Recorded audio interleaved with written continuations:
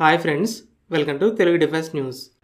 ఇక టాపిక్లోకి వెళ్తే, ఒక French military expert western countries రష్యాని తక్కువ అంచనా వేసి తప్పు చేశాయని చెప్తున్నాడు. అమెరికన్ న్యూస్ పేపర్ వాషింగ్టన్ పోస్ట్కి ఒక ఆర్టికల్ని రాశాడు. రష్యా ఓషన్ 24 పేరుతో ఒక నేవల్ ఎక్సర్సైజ్ని జరిపింది. ఇందులో రష్యన్ నేవీ నుండి దాదాపు 400 వార్షిప్స్, సబ్మరైన్స్, ఇతర సపోర్ట్ షిప్స్ 5 వేరువేరు సముద్రాల్లో ఎక్సర్సైజ్ని జరిపాయి. ఒక పక్క యుద్ధంలో ఉన్న శాంక్షన్స్ ఉన్నా కూడా రష్యాకి ప్రపంచవ్యాప్తంగా పెద్ద పెద్ద మిలిటరీ ఆపరేషన్స్ని జరపగలిగే సామర్థ్యం ఉందని ఈ ఎక్సర్సైజ్తో చూపించింది. ఫ్రెంచ్ మిలిటరీ ఎక్స్పర్ట్ యుక్రెయిన్ యుద్ధంలో ధ్వంసం చేసిన రష్యన్ షిప్స్, సబ్మరైన్స్ అన్నీ కూడా చాలా పాతవి, దానివల్ల రష్యాకి పెద్దగా వచ్చిన నష్టం లేదని చెప్తున్నాడు. అలాగే యుక్రెయిన్ కోల్పోయిన భూభాగాన్ని తిరిగి దక్కించుకోవడానికి జరిపిన కౌంటర్ అఫెన్సివ్ కూడా ఫెయిల్ అవడం, వాగ్నర్ రష్యాకి వ్యతిరేకంగా మారితే దాన్ని హ్యాండిల్ చేసిన విధానం, ఇలాంటి సంఘటనలు రష్యా ఒక పేపర్ టైగర్ అనే దృష్టికోణాన్ని తప్పని నిరూపించాయని చెప్తున్నాడు. తర్వాత వెస్టర్న్ కంట్రీస్ శాంక్షన్స్తో రష్యన్ ఎకానమీని దెబ్బతీయడంలో కూడా ఫెయిల్ అయ్యాయి.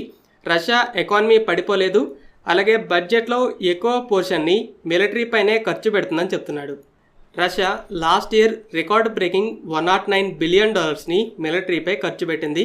మిలిటరీ బడ్జెట్లో ఇండియాని కూడా ఓవర్టేక్ చేసింది.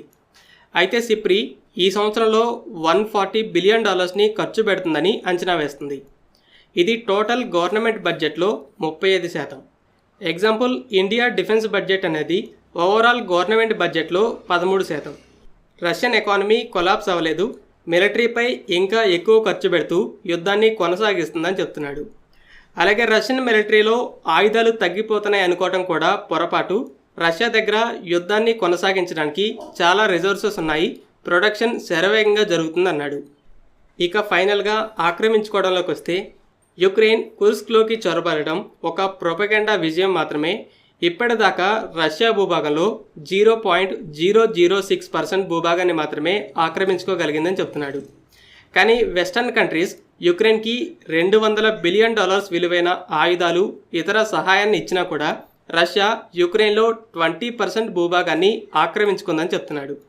ఇలా యుక్రెయిన్ కౌంటర్ అఫెన్సివ్ ఫెయిల్ అవడం, ఇన్ని నెలలైనా కుర్స్క్ ఆపరేషన్లో పెద్దగా ఏం సాధించలేకపోవడం, ఎన్ని శాంక్షన్స్ని విధించినా అవి రష్యాని ఆపలేకపోవడం, production capacity, world wide naval exercise, వీటన్నింటి ద్వారా ఫ్రెంచ్ మిలిటరీ ఎక్స్పర్ట్ యుక్రెయిన్ రష్యాని ఓడించడం సాధ్యం కాదని ఇండికేట్ చేస్తున్నాడు.